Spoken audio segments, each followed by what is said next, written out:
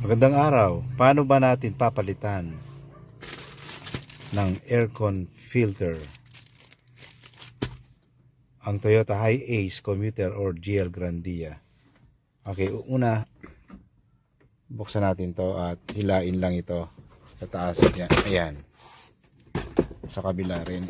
Hilain natin dito. Okay, ganun lang kasimple. Hilain lang dito sa taas. Para hilain para lumabas siya. Ganun din sa kabila. Ayan, dahil gabi na po, kailangan natin gumamit ng ilaw. Yan po yung lalagyan ng aircon filter niya. So buksan lang na dito. Ayan, para matanggal. Then alisin natin. Ito, ayan, napakarami na po. Kailangan nang mapalitan para bumalik yung lamig. Papalitan natin ng bago. Ito po yung bago. Nabili ko sa Lazada. 80 pesos lang o 100 yata. Mura lang po siya. Okay. So, lalagay po natin.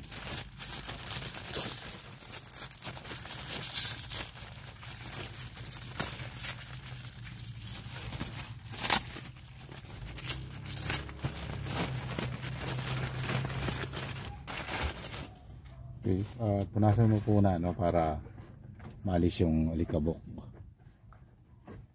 Ayan, tapos lalagay na natin yung filter niya.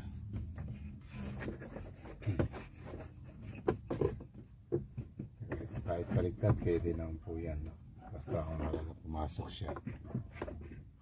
Ayan. Kasi kung dito paharap, hindi siya papasok. Ganun talaga. Ayan. Tapos balik po natin yung takip.